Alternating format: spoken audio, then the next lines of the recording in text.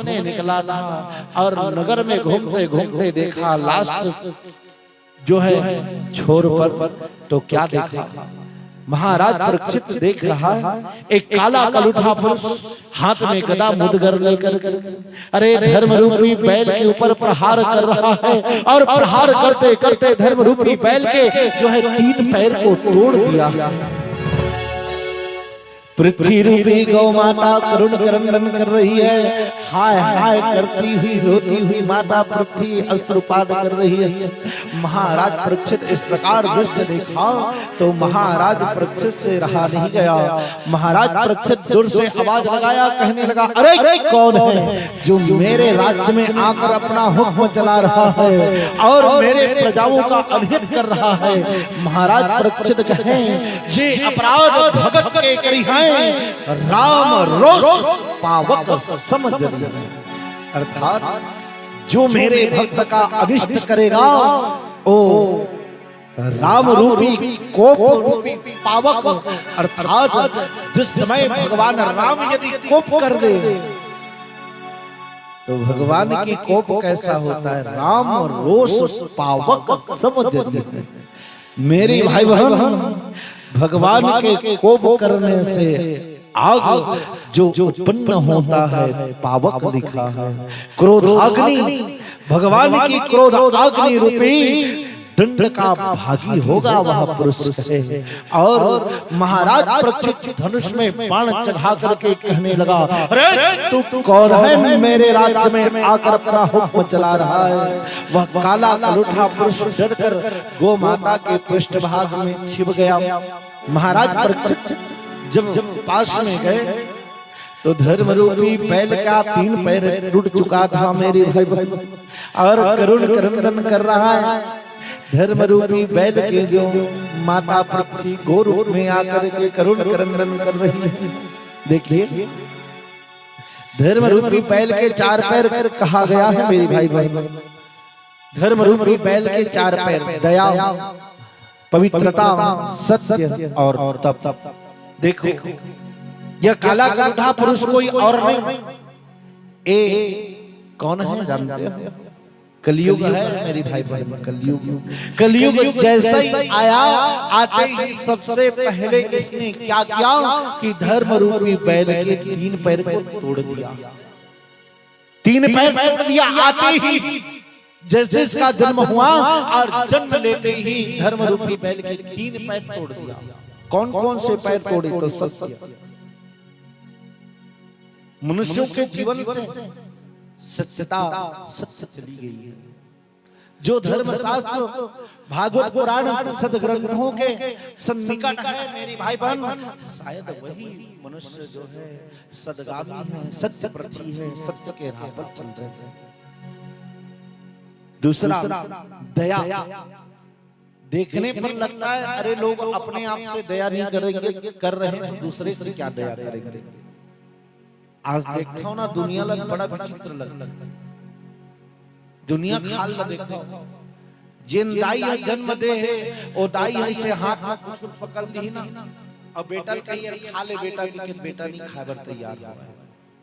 खाली को ना बेटा दाई को जन्म दे भैया दाई कहिए खा ले बेटा के तो बेटा खा ली और बेटा की इच्छा हुई नहीं पहले खोल के दिखा दाई का धरते लोखर बाद दिखाऊंगा। लेकिन देखा ए ना जाने कंपनी का भर के भेजते ओ पॉकेट के अंदर बस आदमी से चिलते और मुंह के अंदर डाल तो दया कर। आदमी अपने आप से अपन जीव से दया नहीं करे, दूसरों पर का दया करेगी। मेरी भाई बहन अभी व्हाट्सएप में कुछ दिन पहले मैं देखा था विदेशी एक साइंटिस्ट ने जो है जब पढ़ाई पास किया तो वो जो है विचार किया क्यों ना मैं गुटके में एक जो है क्या मैला मिला करके भेजूं। मैला का मतलब जानते हो? जो टॉयलेट के टंकी में गंदगी होते हैं ना, जो है मेरी भाई गंदगी को पाउडर के रूप में परिणत कर दिया और हमारे भारत देश में जो गुटखा बिक रहा है उस गुटखे के अंदर मिला करके सब जो है पार्सल कर दिए। विचार करके देखिए लोग क्या खा रहे हैं। जिसमें गौ माता की, मेरी भाई बहन, लेहू से सुपारी को पकाया जाता है। सुपारी को लोग बड़े चाव के साथ खाते हैं। मैं तो कहता हूँ ये हिंदुओं का धर्म नहीं है। देखते हैं जब गुटखा बनाया जाता है तो मेरी भाई बहन सुपारी के साथ जो कांच होते हैं ना उसको पेरा जाता है। कांच की टुकड़ा जो बुरादा उस गुटके के अंदर रहता है, तभी तो धीरे धीरे धीरे धीरे करके मुंह और गले को जो है छिलता छिलता छिलता घाव का रूप देता है। लोगों को कैंसर की बीमारी हो रही है। मेरी भाई बहन, जो फालतू का जिससे लोगों को कुछ मिलता नहीं और बल्कि लोगों की शरीर बर्बाद हो रही है। अरे अपने आप से दया करना सीखो। कथा किस लिए है? हम कथा किस लिए सुनते हैं? मेरे भाई बहन, कथा सुनने का यही एक लक्ष्य है। क्या कि हम जीवन में कुछ भूल रहे हैं, उस भूल को सुधारने के लिए कथा है। मेरी भाई बहन, आज तो मैं देखता हूँ भाई मल्ला कई जन दाई मल्ला देखता हूँ गुटकल चावल अटका दुख लगता है। कहाँ कहे जाएगी मेरी माताओं, नशा से किसी का स्वास्थ्य ठीक नहीं होता। छोड़ दीजिए, क्या करोगे? मेरी भाई बहन, अपने आप से दया करना सीखो कहता हूं मैं। अपने लिए दया करके देखो, क्योंकि परमात्मा ने जो हमको आपको मनुष्य का जन्म दिया है बड़ा अनमोल है। मेरी भाई बहन, भगवान अनमोल रत्न हम लोगों को दिया है, हीरा बनाकर भेजा है। ये हीरा है मनुष्य का जीवन। क्योंकि बाकी शरीर से भगवान की भक्ति नहीं हो सकती, केवल मनुष्य के शरीर से भगवान की भक्ति की जाती है। इस कारण मनुष्य जीवन के लिए बाबा तुलसी ने लिखा, बड़ भाग्य मानुष तन पावा, सुर दुर्लभ सदग्रंथ ही गावा। क्यों लिखा बाबा तुलसी ने? बाबा तुलसी ने जो लिखा है उसका कारण है मेरी भाई बहन, विशेष कारण है। इस कारण को जानने का प्रयास कीजिए। जिस तरह है पवित्रता, मनुष्य के जीवन से पवित्रता भी चला गया। क्यों जानते हो? हमारे धर्म शास्त्र में वर्णन है, जो मनुष्य है वो मनुष्य के पास चाहे स्त्री हो चाहे पुरुष हो, सभी के पास भगवान ने ब्रह्म तत्व दिया हुआ है। और ब्रह्म तत्व नष्ट कब होते हैं जानते हो? हम जैसे मेरी भाई दिशा मैदान जाते हैं और दिशा मैदान जाने के बाद उस वस्त्र का त्याग नहीं करते, उसी वस्त्र को पहने पहने अपने घर में आ जाते हैं, रसोई कक्ष इत्यादि में जाते हैं, तो मनुष्य का ब्रह्म तत्व नाश हो जाता है। पहले के जमाने में ऐसे नहीं थे। आज भी कहीं कहीं देखने को मिलता है, जाकर के देखिए हमारी माताएं बहन, चाहे कोई भी मौसम रहे।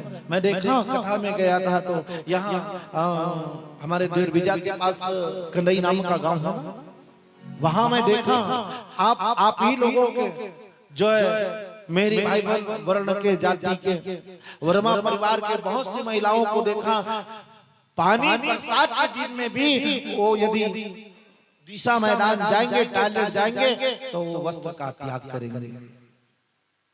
क्योंकि ब्रह्म तत्व को बचाकर रखना है। सत्य का आचरण कीजिए, मंदमास का त्याग कीजिए, तो ब्रह्म तत्व आपके पास निरंतर रहेगा। ओंकार की जाप करने से ब्रह्म तत्व जो है और बढ़ता है मेरी भाई बहन, लेकिन लोग आज करते नहीं। क्या करोगे मेरी भाई बहन?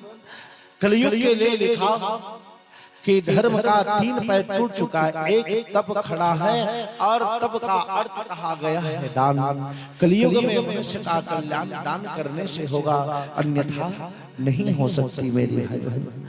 और जो है महाराज परीक्षित उस पुरुष को कहा कि अरे तू मेरे राज्य में आकर इतना तांडव क्यों कर रहा है, चल दूर हो जा मेरे नजर से। कहे वह काला कलूठा पुरुष कांपता हुआ महाराज परीक्षित के चरणों को पकड़ लिया। कहे महाराज महाराज मैं आपके राज्य में ना रहूं तो कहां जाऊं महाराज, बताइए।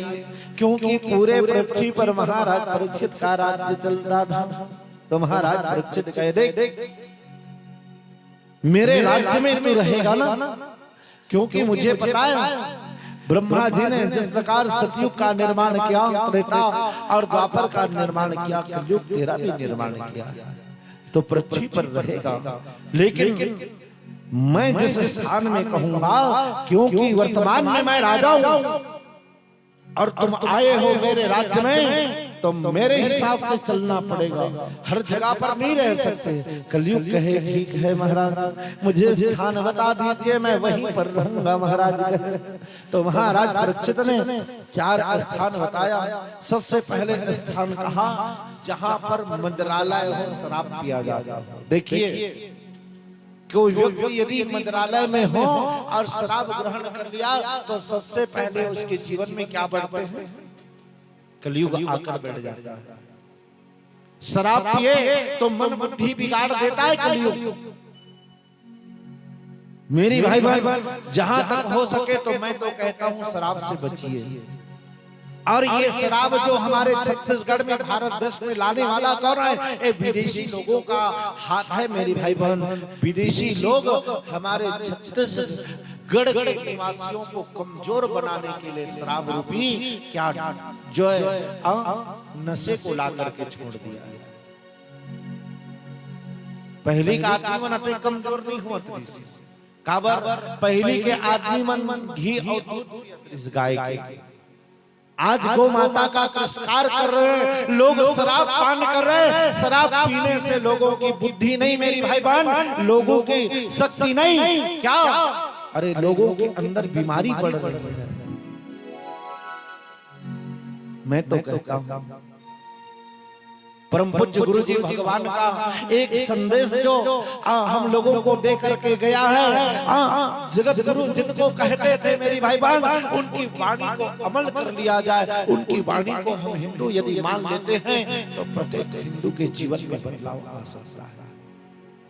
देखिए कहीं पर मुसलमानों की सभा लगती है, एक शब्द का निर्णय लेकर कोई नियम बना देते हैं तो उनको पूरे जो है जहां तक हो सके मुसलमान मानना प्रारंभ कर देते हैं।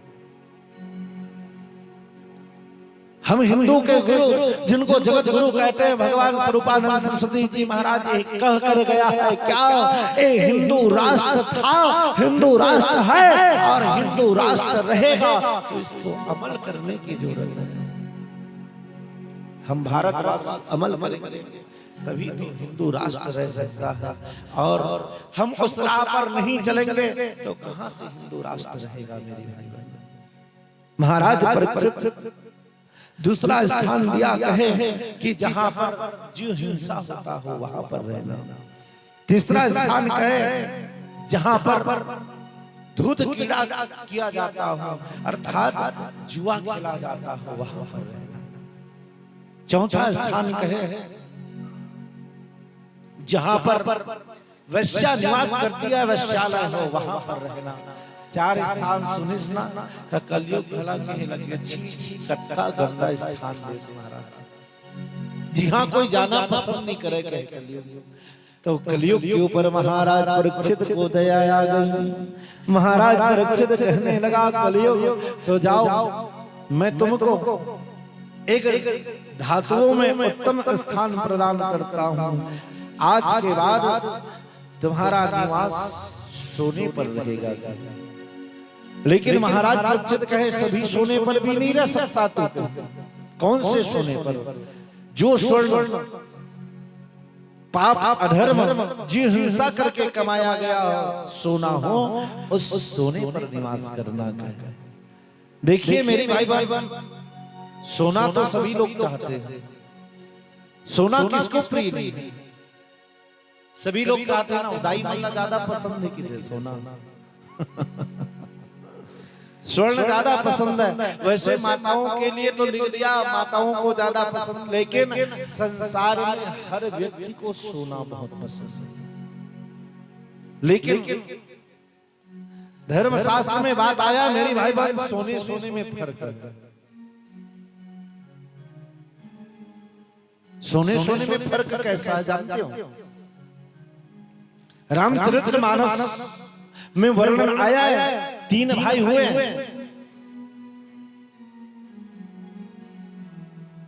कुंभकर्ण, रावण और विभीषण। तीनों भाई ने ब्रह्मा जी का तपस्या किया और ब्रह्मा जी प्रकट हुए तो तीनों भाई ने जो है ब्रह्मा जी का वरदान मांग लो, तो तीनों भाई ने सोना मांगा। मेरी भाई बहन, सबसे पहले बारी थी कुंभकर्ण का। कुंभकर्ण को कहे कि वरदान मांग लो, तो कुंभकर्ण कहा महाराज मुझे सोना चाहिए, सोना दीजिए। कुंभकर्ण चाहता था कि 6 महीना जागूं और 1 दिन सोऊं, लेकिन सरस्वती ने बुद्धि पलट दिया। अरे कुंभकर्ण बोलते बोलते उल्टा बोल गया, कहे महाराज 6 महीना सोऊं और 1 दिन जागूं, महाराज सोने का वरदान दे दो। ये भी तो एक प्रकार का सोना है क्या?